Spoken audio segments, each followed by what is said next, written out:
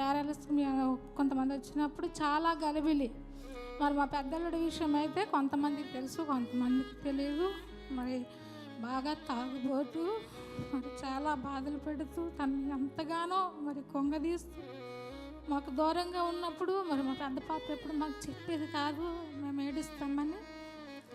మరి దేవుడు మా దగ్గరలోకి తీసుకొచ్చేది వాళ్ళని పెట్టిన తర్వాత మరి అబ్బాయి నిజ రూపం అంతా మరి మాకు తెలిసింది. మేము చాలా కుంగిపోయాము, చాలా ఏడ్చాము. మరి కేరళస్కి వచ్చినప్పుడు అయితే ఇంక విపరీతమైన గొడవ, బండ తిట్లు, ఇంకా నిజంగా మరి చాలా బాధపడ్డాము. ఏదేదైనప్పటికైనా మరి ఇంకా ఆమె తట్టుకోలేకపోయిందని మరి మా ఇంటికి మేము తీసుకొచ్చేయడం జరిగింది. మరి తీసుకొచ్చిన తర్వాత మళ్ళీ వాళ్ళ అత్తమాంగారులు వచ్చి మళ్ళీ మారుతాడులే అమ్మ పంపించు అంటే మళ్ళీ పంపించడం జరిగింది. మళ్ళీ అదే వేదన, అదే బాధ.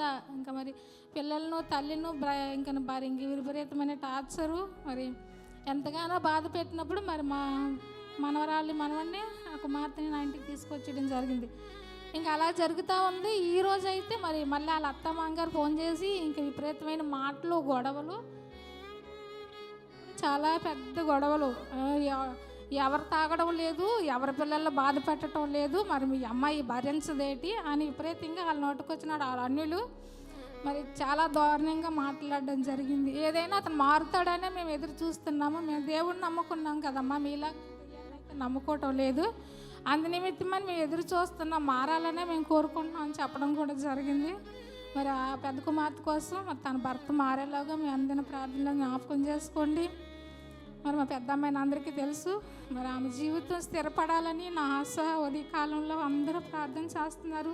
మరి అమ్మగారు ఎప్పుడు మా కోసం ప్రార్థన చేస్తూనే ఉంటారు, డాడీ చేస్తూ ఉంటాడు. మరి దేవుడు ఈ ప్రార్థన అంతా ఆలకించి వారి కుటుంబం కట్టబడాలని నా ఆశ, అది నెరవేర్చబడాలి.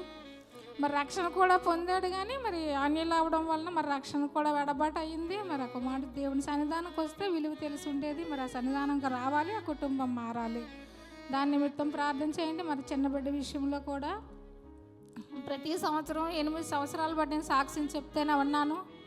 మరి దేవుడు మరి ఎందుకు లేట్ చేశాడో నాకు తెలియదు. తన గర్భఫలం విషయంలో మరి ఎంతమంది డాక్టర్ల దగ్గర తీసుకెళ్ళాము, ఎవరు ఏ టెస్టులు చేయకుండానే మందులే ఇచ్చారు.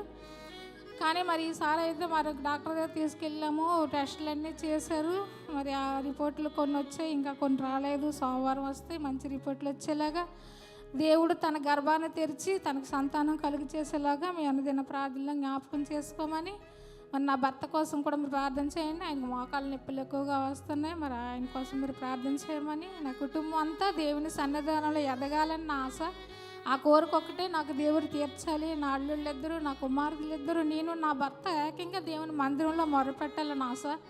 మరి చిన్న కుమార్తె విషయంలో మరి ప్రార్థన చేసినప్పుడు దేవుడు విగ్రహారాధన నడిపించి మళ్ళీ మన సన్నిధానం తీసుకొచ్చి వారిద్దరిని దేవుళ్ళు నిలబెట్టాడు. మరి ఆ ఉన్న కుటుంబం కూడా అలాగ రావాలని నా ఆశ.